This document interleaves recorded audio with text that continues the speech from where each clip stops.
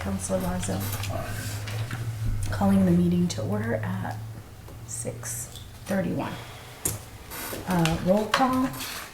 Councilor Montigny. Present. Councilor Ortiz. Present.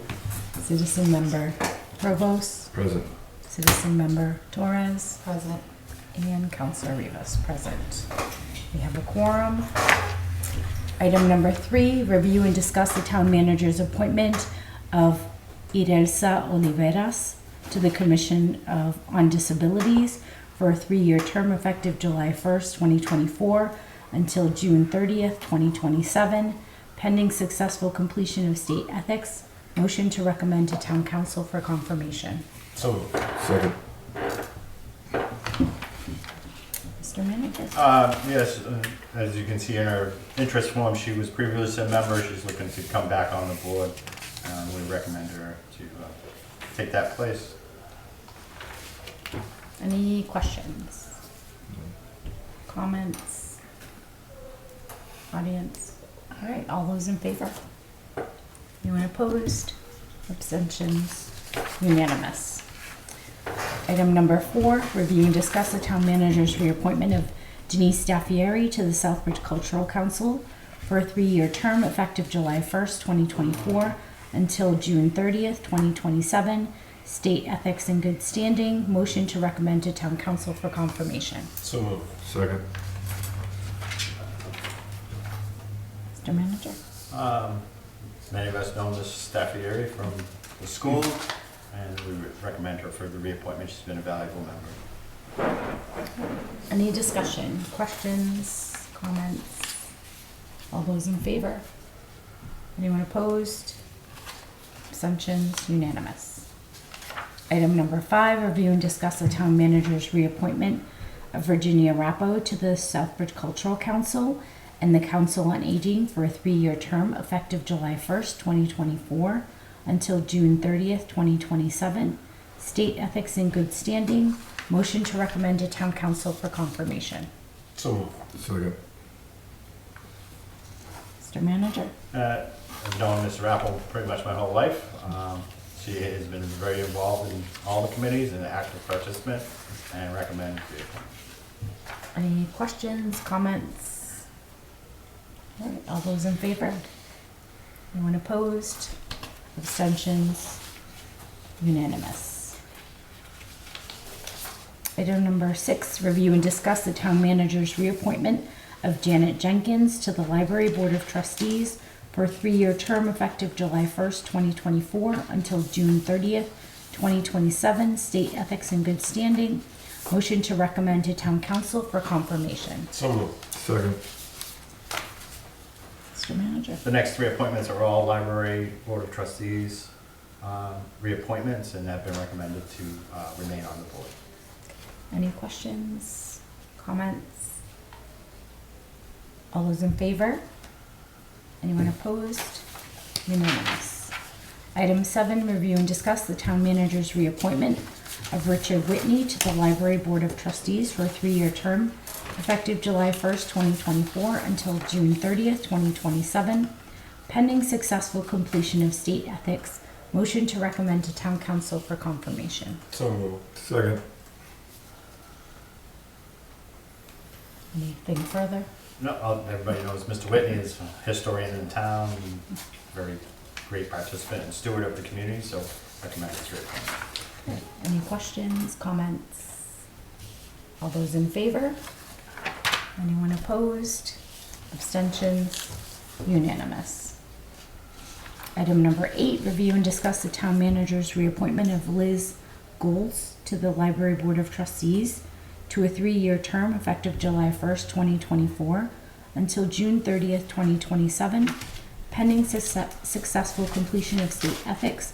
Motion to recommend to town council for confirmation. So moved. Second. Anything further? Nothing further. Questions, comments?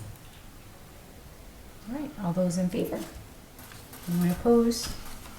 Abstentions? I'm going to recuse myself from number 9. Item number 9, I just have a quick question. Yeah. Will you be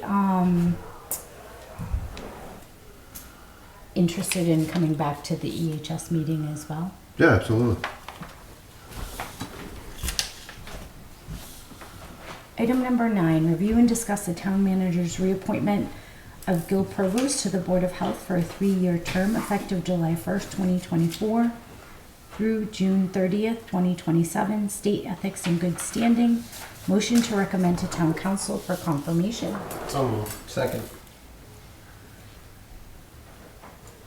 Mr. Manager. As you're aware, we had this conversation just a short time ago, so this is just for him to continue to serve. There's been no information from the Board of Health that he hasn't participated as an active member, so I have no reservations and given a reappointment to Mr. Provost.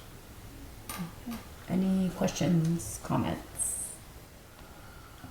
I'd just like to say Gil is a guy that just loves his hometown, wants to volunteer. I mean, he's on the dog kennel building committee as a contractor. He's got experience in the plumbing area.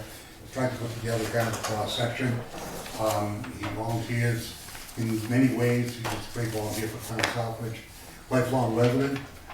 His mom and dad, again, gave back to the community for decades. So I think this is a natural, and I welcome him. I'd vote for him twice if I could. Right. Any Don't tell him that. any further questions or comments? All right. All those in favor? Anyone opposed? I'm abstaining.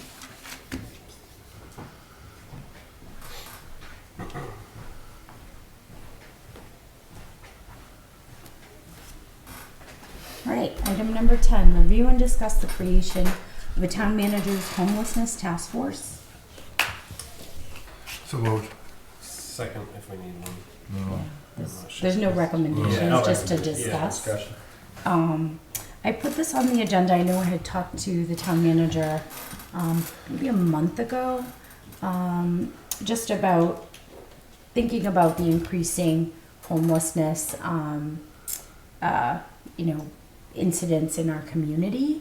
And I know our council chair had talked about some issues at Cumberland Farms, and so I think it is a topic that we should sort of have a group that our town manager puts together that includes St. Luke's, the Bridge Fridge, RMG, and others in the community who really work on the front lines with the issue of unhoused residents, and really trying to see what the services are and kind of connecting our town hall to more of those on the ground services. So that's why I put this on the agenda today, and I'll open it up to discussion.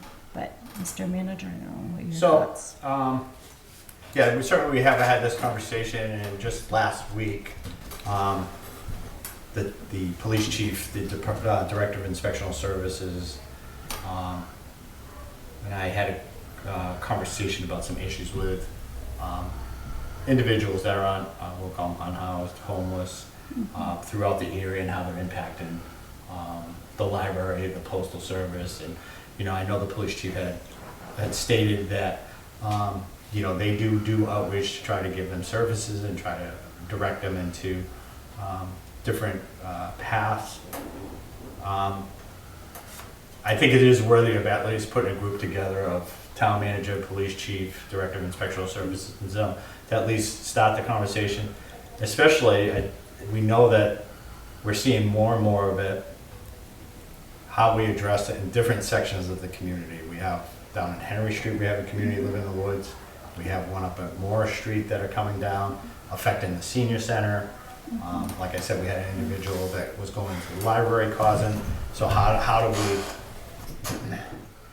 do we manage that through our services and balance the safety and security of all residents with those that are using town buildings to unfortunately try to. So it is worthy of a conversation, put a group together. I'm not opposed to that at all.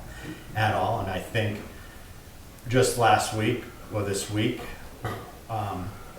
you take note, over the last 30 days, I would say, or 2 months, I have seen, because I monitor like the transactions of houses that are being purchased, and you're seeing a lot of the rental properties that were, that are being brought up, and I had an individual that came into my office that purchased properties on Cross Street, Union Street, Goddard Street, Pine Street, and they immediately raised individuals' rates $1,000 in 3 weeks.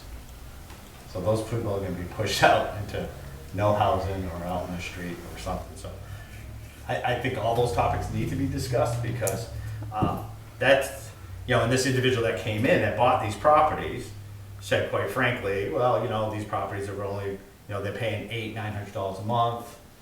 That's not the going rate, and you know, so it's going to force people out somewhere, and unfortunately, and I know,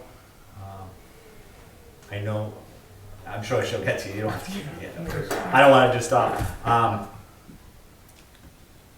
My son lived in Seattle, and you see it in the streets of Seattle. It's tough. So it's just moving this way. It's unfortunate. It's like, so I think we have to, just like we did with the South County Migrant Task Force, to try to bring people to the table, at least to find out what the resources are, who's out there, who's providing resources, so that you can coordinate when people have it. So I'm not opposed to starting that dialogue and putting that together. Council Shenny? I'd like to be on the committee if you decide to pick somebody from council. I think it's an important issue in the community. You'll see in front of the library now, we have a lady that's been camping out on the benches all night long and staying there during the day. The senior center's been having some issues, people coming into the building, utilizing the bathroom and utilizing, you know, filling water bottles up and things like that. The problem at the youth center is they lease or rent time after hours, and these people are attempting to go into the building, and most of the people that use that after hours have been through quarry checks and things like that, and they're young kids in there. So there is a problem, and the other thing I would suggest if we formulate this committee is also to get the faith-based organizations involved, because they're the leading forces in wherever you go. And I find that that's lacking here, at least from what I see. You have a couple of the churches involved that are good, and then you got other churches that don't. And in fact, some of the other churches ask people to leave from the inside of the church sometimes. There's nobody there to supervise or that kind of stuff. So I think it's a good thing that you're doing that. And I would just like to be considered if you appoint somebody, or Council Lazo appoint somebody from council. It's an issue, I'm glad that you brought it up. And we have to watch out, cautiously understand what we're doing. Providing services for Southbridge residents is one thing. When you build something that will come. St. Luke's has done a fantastic job on Main Street. I know the doctor. People have been in and out. We've also had some street people that won't take any services. The poor guy died when they had amputation.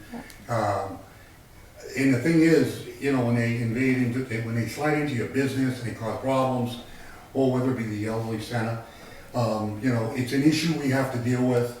It's maybe an unpleasant issue or whatever it is. But the thing is, you do not want to be the center of the homeless. So Worcester just pours into Southbridge, and that's what's happening. A lot of these homeless people are not Southbridge residents. I know for a fact that if they get dropped off in Charlton, they get a free ride from the police department in Southbridge. They'll take care of that problem if we don't want it here in Charlton. So there's 100 different ways to look at this. I think we have to look at it holistically. We do have to provide services to help people. I mean, I'm a person that, when I saw a person sleeping in the wintertime in a tent, when I was going through the drive-thru at Dunkin' Donuts, and they were in the corner of the church building outside, I was like, nobody should be in the cold, okay, during that time of the year in a tent, you know. So the compassionate side to me said, let's service our people in the big picture of what you wanna do when you grow up Southbridge, you gotta watch out what you bring here. Because if you wanna bring methadone clinics and all types of social services, that's exactly what you're gonna have for the clientele. It's like a business. You build it and they will come. You wanna build restaurants, then you have people come use the restaurants. So I mean, the whole healthcare portion from Harrington all over, the services are here. A lot of them have been taken away, sadly. And, but I think we should have this conversation, but we should move cautiously to make sure that we take care of the people that we need to take care of, just not anybody that, you know, if Boston can't handle their problem, it pushes east, you know, and we can't build a wall around our town, although back in the day they did, as far as utilities, everything share. So we're in a different era right now, but we have to be ultimately cautious on how to handle this. Thank you. Yeah, so, I do think it's important to have the social services at the table because they actually will know the statistics and sort of, you know, kind of like, in our substance abuse, similar to the town manager's substance abuse committee, where many, myths or misconceptions are clarified by people who do this work every day, where we're not attracting people because there are much more services in the city for people who have issues. And when I worked in the school system, you know, we have McKinney-Vento funding from the state, and that is specifically for homeless students and families. And that existed, you know, for a very long time. And we've always had families who are either living in their car, couch surfing. All of those families are also considered unhoused because they're kind of just transient, you know, kind of bouncing around from home to home. And I do think on the other end with the landlords or developers buying these apartments where they're raising the rent, and sure, there is a market rate, but there is a difference between an apartment that is livable, that costs $15,000 a month, as opposed to, $1,500, my bad, $1,500 a month, as opposed to an apartment that needs a lot of repairs, that a landlord is just increasing the rent because they can, and I think that is an issue. I've talked to a lot of residents in the Hamilton Street area where that has happened to a few families that have been living there for over 10 years. And all of a sudden their rents are increasing, but no one is fixing anything in the apartment. So, you know, that isn't the other side of the issue that needs to be addressed with landlords, because if you're raising the rent, your apartment shouldn't be unsafe and should be, up to date and should be a livable place for people to live if you're going to be charging more rent to live there. Well, So. I just want to say, I'm sorry, I just want to say, if we have posted the position of building director of inspectional services, and by doing that, once we get that position filled, that is going to slide the current assistant building inspector to be able to do those 110 inspections that are all those apartments. I did have a conversation with the health director relative to, and I gave him the information because of the young gentleman that purchases home. Because the one thing he was looking at, I did ask him, I said, okay, where are you from, number one? What are your plans? What are you doing for this apartment? And what he was more concerned is that he wanted us to pave cross streets so we could have a nice street. And I said, well, there's some other things that need to be done on your end as well. It concerns me when the guy comes in and says, yes, we're gonna fix up these apartments, but I also have to be responsible to my investors. You know what I mean? And we all know what we mean by that. And it's like, well, if he bought 170 units. He bought Cross Street, and the other individual bought Hamilton Street, Oliver Street. all those 12. So within the last month, all those units have been bought up by investors. And that's what you find in those apartments where they have been $800, $900 a month apartments that are jacking up the rent. So I just, yes, it is. But I, just so you know, I have been actively working with inspections and building to say, what are you doing? And they have been given the information of the new owners to make sure that any enforcement orders that they've had continue with the new owners and be brought to them. Yeah, and that's great to have them also on the task force. I think that, you know, and many people who live on Cross Street and Union have lived there for years. And so these are our residents that have lived in town for a long time. And we do need to take care of our residents when they're being pushed out of these apartments. So I Well, think, some of the disheartening things are, it's like where I live. In November of this year, the rents is going to be $300, they went up. And then Worcester Housing Authority that oversees, I guess, this area, told him, the new owner that bought the place for $7.1 million, that he should be charging $1,200 for a one-bedroom unit, and between $1,400 and $1,600 for a two-bedroom unit. The guy felt for some of the elderly people and understood and decided, you know, not to go that way, that in November it will be $975, I think. For me, it's $300-something increase. The guy died that owned it, and his son has taken over. I can tell you that the rents are now at $1,200 for anybody moving in. And if you want to move from one apartment to the next, it's $1,200 and an $800 moving fee. So, in Worcester Community Council, I don't know what they call themselves, Worcester Community Action Council. yep, They were contacted, nothing we can do for you. Worcester Housing, nothing we can do for you. Southbridge Housing, nothing we can do for you. But they suggested raising the rents, and so you're gonna see an influx of elderly, and it's funny, because they'll move from our place because they're looking for a cheaper rent, and the people that had their high rent go up $500 to $700, they're moving into our place. So you're gonna see an influx of elderly people becoming unaffordable for them to live. Yeah. Because, am I complaining? Yeah, maybe I am. But $300 a month for me is a big hit. So can you imagine somebody I know a person that their social security check, when it's done paying the rent, she gets $75 a month to live on after she's done paying the rent and stuff like that. So it's gonna be a serious problem as time goes on, and I think this idea is a great idea. At least you know what's happening and what's going on in the community. Ain't not much you can do, but at least you'll have an idea of what's happening and what's going on in your community. Because some people are just naive to say, listen to the police chief where they're going in the woods, like Council allows us to say, up at the Carpenter's Pond, Morris Street, Woodstock Road, behind the senior center. They just had an incident, Laurel Hill Road, a homeless person comes out of the woods all beat up and blooded last Saturday up on Laurel Hill Road, being in the woods. So we have problems. And this is, I think, a great idea that at least we'll know what's happening in the community. right.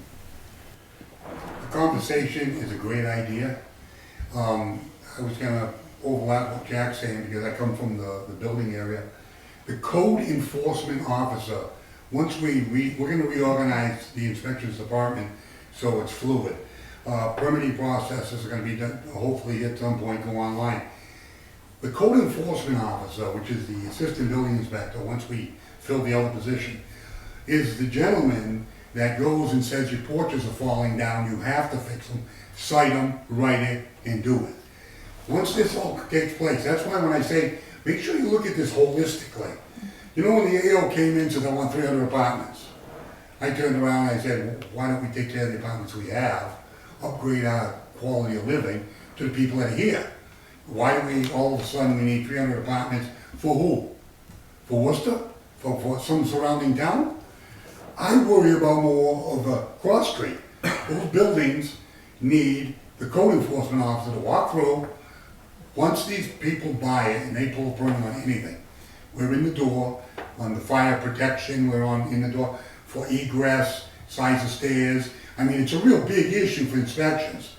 So for me, when Jack and I talked about 4 million, 7 million, they're basically buying the whole triangle.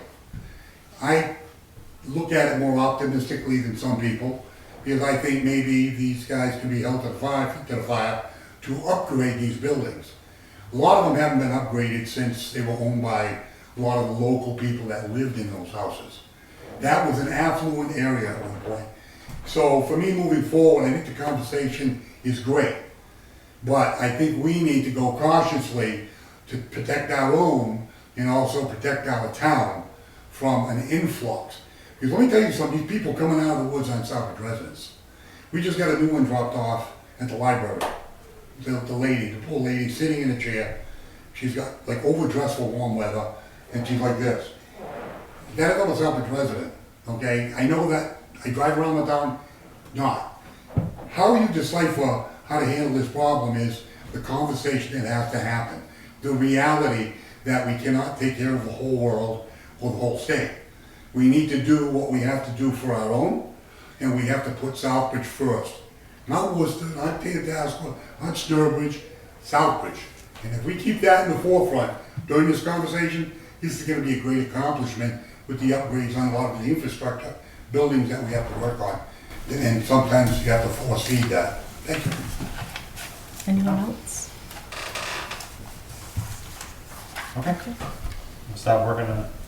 Great, thank you. Well, continue working on it. I have started, so. Thank you. Okay. All right. And item number 11, adjournment. So moved. Second. All those in favor? Aye.